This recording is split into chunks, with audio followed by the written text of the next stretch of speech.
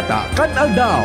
Mga baretang balansyado, daing tigkikilingan, asin makatotohanan.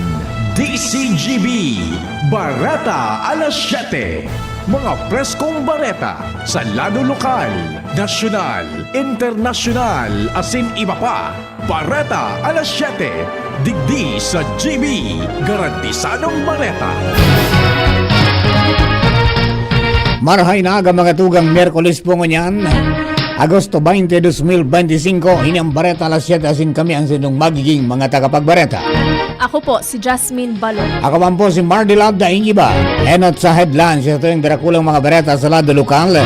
Pagatindir sa Family Congress, dakulang bagay para masabutan man iba-ibang issues kan pamilya. Online registration para sa Ibalong Festival Job Fair bukas na sa mga maabot mag-apply ng trabaho. Ceremonial turnover kan agricultural machinery sa Farmer Cooperatives and Association, matarayong panginibo sa Albay Provincial and Agriculture Office. Consultation meeting sa mga punong barangay kan Legazpi City, pinanginota ni Legazpi City Mayor Hisham Ismail para sa implementasyon kan Ecological Solid Waste Management Program. Sa lado nasyonal, mga kontratistang nailinganin anomalya sa flood control projects, obligado pa manggiraray na tapuson ang proyekto sigon sa Malacanang. DBM bukas sa propwestong ibalyo ang flood control budget sa edukasyon. DPWH saminado sa Ghost Flood Control Projects. Kababang presyo nin paroy saro pa man giraray na problema sa nasyon sigon sa Agriculture Department. Sa ibang nasyon, North Korean President Kim Jong-un nangapudanin makaskas na nuclear build-up sa tao kan US-South Korea drills. Baretang sports, nagkapirang mga basketballista nagsumitir nin interes na magkawat sa Gilas, Pilipinas para sa SEA Games. Yan ang headlines. Ngunyan sa detalles ka mga bareta enot sa lado lokal. Ang baretang ini hatod sa Indokan. Optin Lutein Capsule. Alagaan ang paningin sa tulong ng Optin. Kitang-kita ang kalusugan ng mata.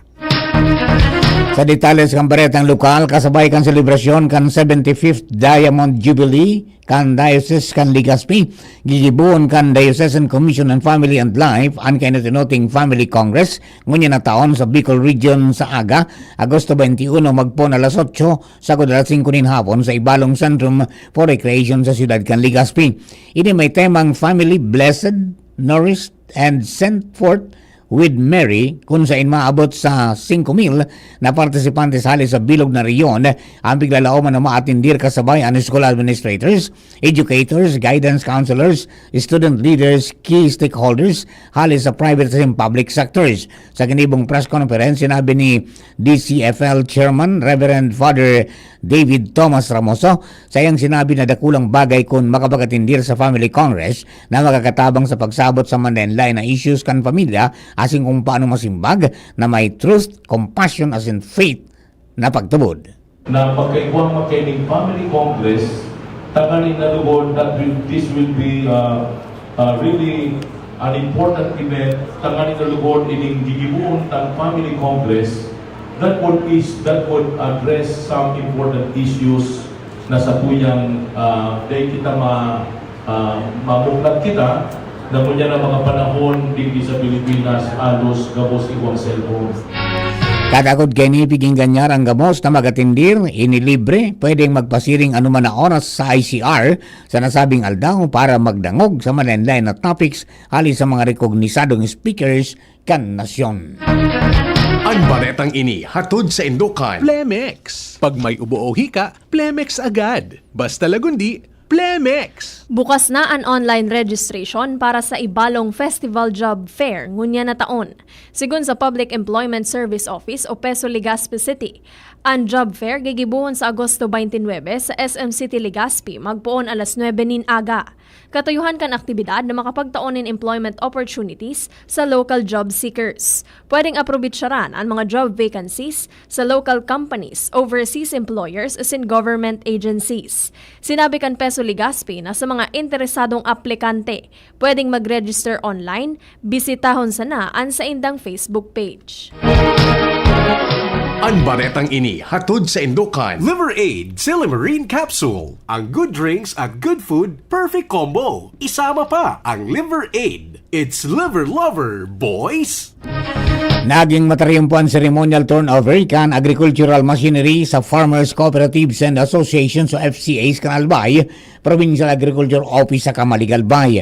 Ginibon aktibidad sa rarom kan RCEF Farm Mechanization Program kan Department of Agriculture PhilMec kung saan ang agricultural machinery as in post-harvest facilities nagresibi nin 22 units kan 4-wheel tractors as in 15 units kan rice combined harvesters. Ang turnover ceremony pinanginutan ni Albay Governor Noel Rosal as in Vice Governor Diday Co.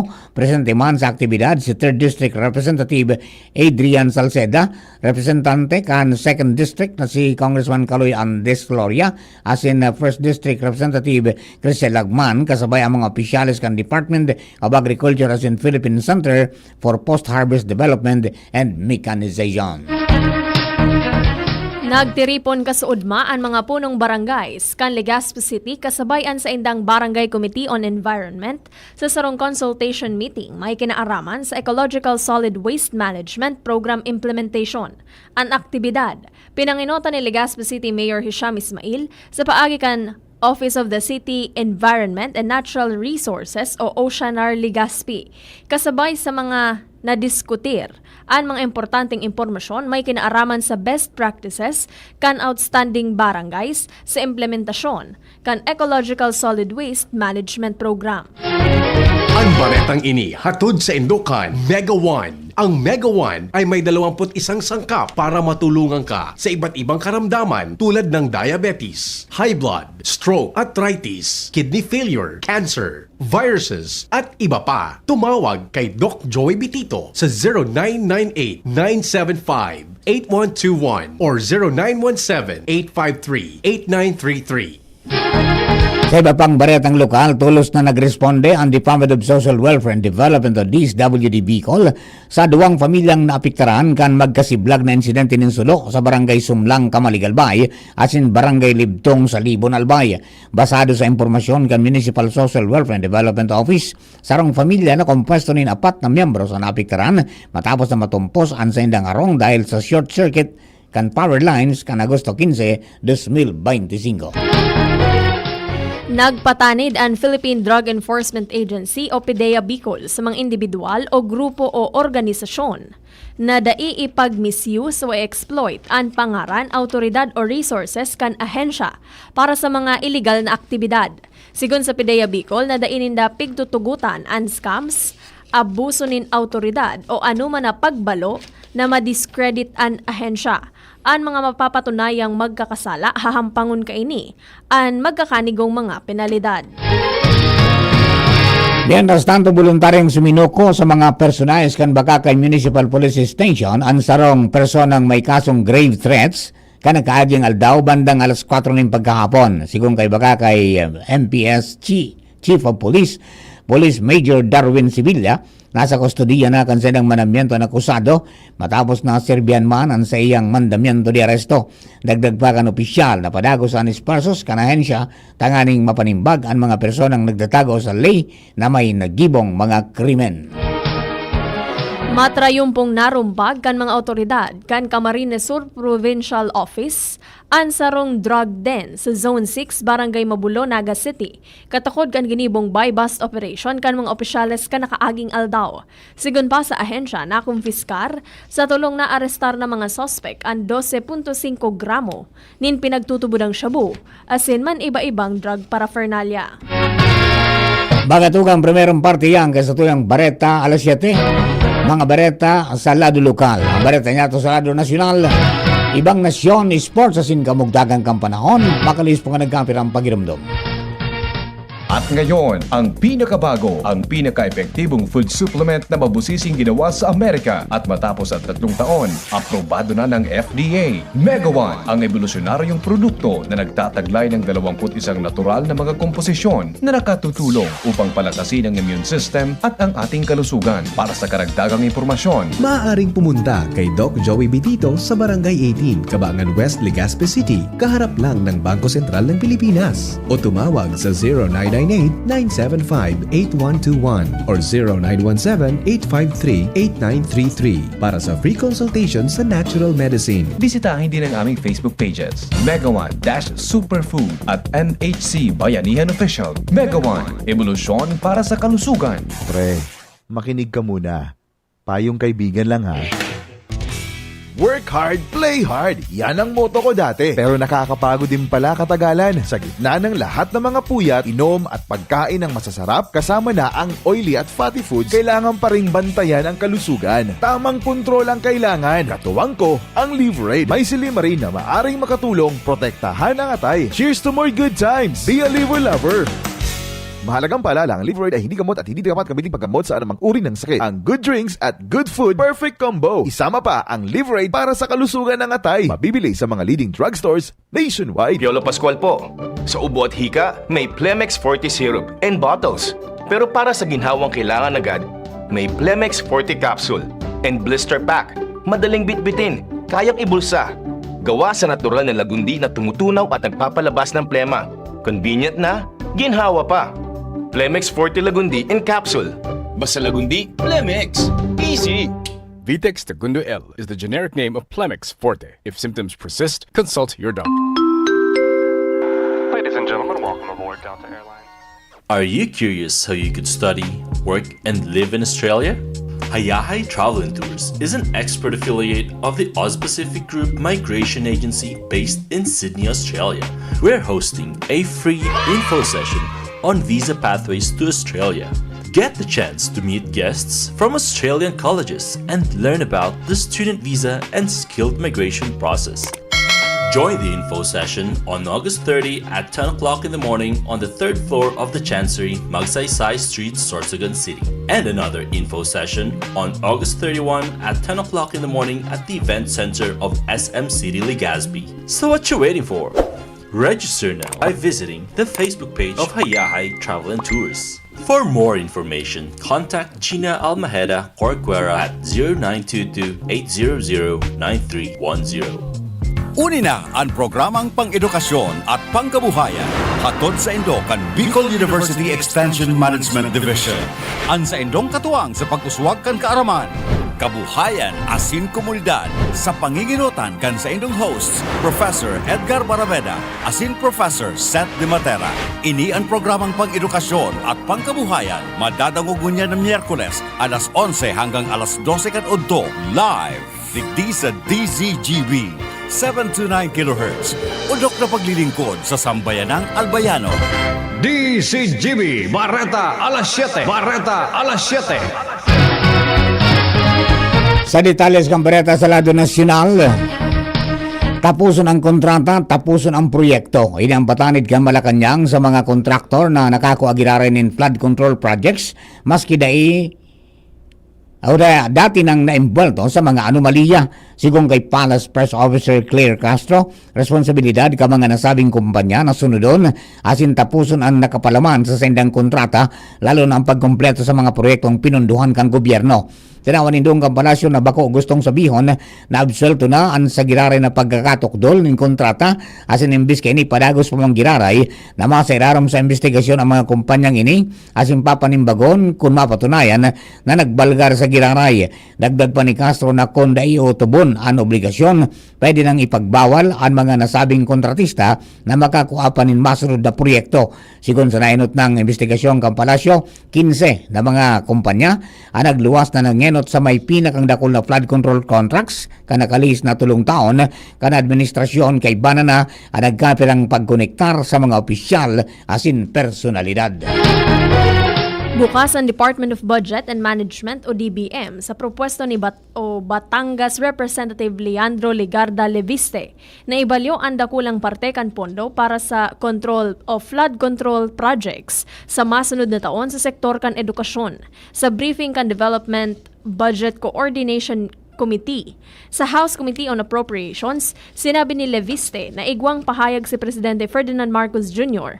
na may korupsyon sa mga flood control project. Sigon kay Leviste sa irarong kan 2026 National Expenditure Program na sobra 250 billion pesos ang nakatagama para sa flood control projects. Sinabi man ni DBM Secretary Amena Pangandaman na pigproponir ang nasabing budget kan ehekutibo asin pigdataong kwenta na sa naninda sa Kongreso kung sa hiling ninda. Tama na bawasan ang flood control project asin ibalyo ini sa edukasyon. Siring man welcome sa DBM ang nasabing propwesto dahil ang tema kan budget para sa masunod na taon iyo ang dugangan kan gobyerno ang investment asin spending sa edukasyon, dagdag pa ni Pangandaman. Inako kan Department of Public Works and Highways o DPWH na may mga ghost o peke na flood control projects bagay na sa ngunyan pig-imbestigaran kan ahensya. Sa pagdangog kan Senate Blue Ribbon Committee, hinapot ni Senador Jingo Estrada si DPWH Secretary Manuel Bunuan kung may katotohanan ang report. Simbag ni Bunuan na in all confidence, I think so. Sigon sa DPWH Secretary, ngunyang pasanan niya na araman ang nasabing anomalya asin sa ngunyang pig-verify pa ini. Ibinulgar ni Estrada na may mga ghost project sa Kalumpit, Malolos asin Hagonoy, Bulacan asin kinumpirmar man ni Bunuan na ang kontratista ka mga proyektong ini iyo ang Wawaw Builders Corporation na may totalmenteng budget na 5.9 billion pesos sa Bulacan pon 2022 sa good 2025. Ibinulgar ni Estrada na may mga ghost project sa Kalumpit, Malolos asin Hagonoy asin sinabi pa na sa good sa ngunyan, day pang nagsisimbag ang kumpanya na pinamayuhan ni Mark Alan Villamor Arevalo sa imbitasyon kan Senado na mag-atindir sa investigasyon. Na-retrieve na kan Commission on Audit o COA ang primerong batch kan mga dokumento sa kontrobersyal na flood control projects sa Bulacan. Sa sarong video na ipinaluwas kan COA sa mga miyembro kan media, nagluluwas na nakuha kan audit team ang nasabing mga dokumento gikan sa District Engineering Offices kan Department of Public Works and Highways o DPWH sa Central Luzon. Sigon sa komisyon, tulos na ipinadara ang mga na-recover na dokumento sa COA Central Office para sa hararom na investigasyon.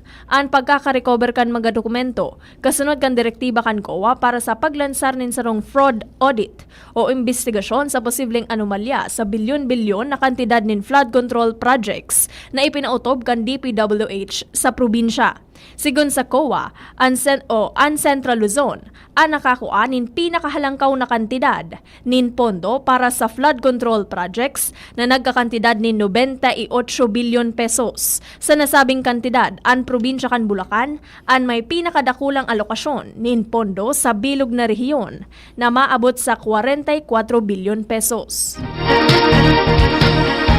Mientras tanto, aminado ang Department of Agriculture o DA na problemado pa manggiraray ang hababang presyo ng paroy sa nasyon kaya ipinag-orden ni Presidente Bongbong Marcos Jr. ang 2 bulan na suspensyon kan rice importation poon September 1. Apisar kini siniguro na Agriculture Secretary Francisco Tio Laurel Jr. nasa indana ining pigsosolusyonan asin sa katunayan may mga nagkapirang lugar na ang nakapag-rehistro ng diit-diit na pag-itaas kan farm gate price nin paroy. Piglinaw ni Secretary Laurel na importation ban sa rosa na sa solusyon na sa indang ilalarga asin apwera digdi dapat nang tawan na atensyon ang pag-amyendar sa rice tarification daw bilang long-term solution sa problema. Kumpiyansa man si Laurel na maaamyendaran ngunyan na 28th Congress ang nasabing lay. Kinondenar kan Department of Tourism o DOT ang nangyaring pambabadil na ikinagada nin 2 Japanese national sa syudad nin Manila. Nangapudan ang DOT sa Department of the Interior and Local Government o DILG as in Philippine National Police o PNP sa pagkakaigwanin makaskas asin hararom na investigasyon. May kinaaraman sa insidente. Tinaawanin doon kan ahensya na ang turismo, importanteng kabuhayan sa milyones na mga Pilipino na nakapindyente sa pagkakaigwanin marhay na seguridad. Enot nang nagpaluwas nin abiso ang embahada kan Japan kung saan pipag-ingat kaini ang mga Hapones na residente sa Pilipinas. Asin siring man ang mga turista asin Japanese business traveler. Nahadit man ang embahada kan Japan sa naglalangkaw na numero kan mga Japanese national sa nasyon na nabibiktima nin bayolensya, partikular ang robbery incident na puminakol na sa 20 kaso sa nakaaging bulan. Mantang nangako man si Manila Mayor Isko Moreno Dumagoso na matatawan ni hustisya ang nangyari sa duwang dayuhan mantang pinasalamatan man ang National o Manila Police District as in Special Investigation Task Group Malvar matapos madakop ang suspect sa pag-atake. Sa bareta niya to sa ibang nasyon, nangapudan si North Korean leader Kim Jong-un na parikason ang pagpapahiwas kan nuclear arsenal ka nasyon kasabay kan Olehi Freedom Shield o OCHI Freedom Shield exercise kan Estados Unidos sa South Korea na inapod niyang bulgaran na provokasyon para sa gyera. Tinawanin doon kan Seoul as in Washington na depensibong ehersisyo sana ini alagad pa oro training pigakundinar kan Pyongyang bilang rehearsal para sa pagsakyada. Mendas na piglalauman natutukaron kan US as in South Korea ang mga lakdang kontra sa nuclear development kan North Korea na gigibuhon na pagtiripon ni na US President Donald Trump as in South Korean President Lee Jae-myung sa Washington. Sigun man sa Korea Institute for National Unification na ipigpapahiling kan panindugan kan Pyongyang na wala ining plano na tuwadan ang nuclear weapons sa sing gusto kaining gibuhon na irreversible ang sendang armas. Base sa Federation of American Scientists, may mga materialis na North Korea para sagkod sa 90 warheads, alagad posibleng nasa 50 sana ang na-assemble. Baretang sports, dakol na mga basketbolista na ang nagsumitir kan sa indang kamauota na magkawat sa Gilas, Pilipinas na masabak sa Southeast Asian Games. Sigun sa Samahang Basketball ng Pilipinas na pigresibininda, ang mga kopya kan mga pasaporte ka nagaperang mga players na masabak sa SEA Games nagigibuhon sa Thailand sa Disyembre. Isinumitira nagkaperang requirements kay Coach Norman Black na iyo ang namamayo sa Gilas para sa SEA Games. Nagkapera digdi sina Kevin Kiambao, SJ Bilanghel, Quentin Meliora Brown, Matthew Wright as in Ray Parks. Kaibahan man sa nagpahayag nin interes sina US NCCA o NCAA player Remy Martin, Boogie Ellis as in Kihei Clark, UAAP stars Mike Phillips as in Mason Amos, siringman sina Juan at JV Gomez, Deliano as in Jason Brickman. Sinabi ni Black na maaraman pa ang nasabing pinal na listahan pagharanina ang pagpuon kan kawat poon Disyembre 9 hasta 20 ngunya na taon. Para po sa kamugdagang istayang panahon, uyang pag-asa sa Regional Forecasting Center, Jim Bordales. Jim, please come in. Ay po, maraming na aga sa mga paraang tabay. Sa sangon yan, igwa kitang panibagong LPA na monitor, although nasa luwas po maninikang sa tuyang area of responsibility. So kasawagong alas 12 aga, ang sentro ka inipig kakarpudotang nasa 1,180 kilometers east kang Eastern Samar. So ngunyan igwa siyang medium na potential na maging sarong tropical depression sa masunod na 24 oras, pero padagos naman na imo-monitor yan para magtao kita i-update sa nasabing LTA. Mientras tanto, apektado kang Intertropical Convergence Zone o ITCZ ang probinsya kan Palawan as in ang bilog na Mindanao. Ang easterlies man ang nakaka-apektar digdi sa eastern section kang Luzon as in Visayas, so kaiba po dyan ang Kabikolan. Kaya po sa nagkaperang lugar kang Bicol Region o probinsya, magkakaigwa po kita kay madampog na kalangitan as in kalat-kalat na mga pagkurandarangani kaining easterlies. Gusto mo niyan, wala man kitang nakabanderang gale warning sa mga kadagatan na sakop ng Bicol Region. Lauman sana ang banayad sagud sa moderatong pag-ukol kan sa tuyang kadagatan. Ang sa tuyang forecast wave height uso taas kang balod o ukol na sa 0.8 sundong 2.1 meters, pero posible itong biglang paglangkaw ang balod as in pagpusog kang duros duman sa kadagatan. Pagkaigwa pong thunderstorm kita dyan, kaya ingat po, lalong-lalo na so nagagamit kisaralit na sasakyang pandagat. Sa tuyang temperatura sa masunod na 24 oras, digdi manggiraray sa Kabikolan, pinakahababa na sa 24 degrees Celsius. As in, pinakahalangkaw, posibleng umabot sundong 32 degrees Celsius. So yan lang po nga sa tuyang update para sa kamugtatan kan sa tuyang panahon. Hari po digdi sa Pag-asa at DOS Legazpi. Jaime Bordales po sa Liwat Manila Aga. Thank you, Chim. Mga tuwa ngayon ang pangkabilugan sa tuyang alas 7 mga bareta. Pinipansin kinalap sa DCGB News may sinakalis na 12 oras. Sa pangarap pa ka na kaibanan niya to sa pagsurat ka mga bareta. Jenny Mantibalerana si Nicole Ann Gloriani. Lado Technical, Chief Ramir Tanay. DCGB Social Media Department niya ang po dyan si Jerome Nico Martinez. Sa pangarap po kang bilang tropa ka Mega Force Patrol. Lelo kayo Homer Realista Lola. Siring man kay Erning Mular Jacob. And sabi ni Joseph Nares, morning Sir Mar and beautiful Jasmine Baloloy. Iyadodoy. Bagatugang yampuan kabilugan ka mga bareta. Kami po ang sa mga naging tagapagbareta. Ako po, si Jasmine Baloloy. Ako man po si Mardela Daing Ibang. Thank you for keeping us company. God bless the Philippines. Sabagan na po masunod ang hapot with VP Henry Cadoroy Maceda. Masunod na. Yan ang DCGB Bareta alas 7. Abangan giraray sa aga. Ang hapon, masunod na. Pagkalipas lang kaini.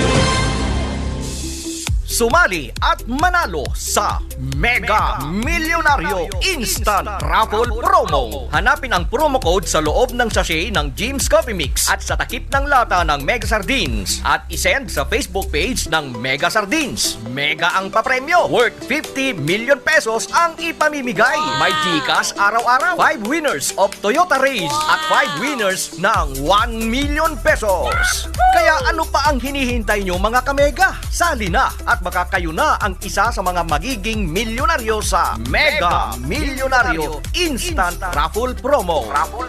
DOH FDAC FRR Promo Permit Number 1573 Series of 2024.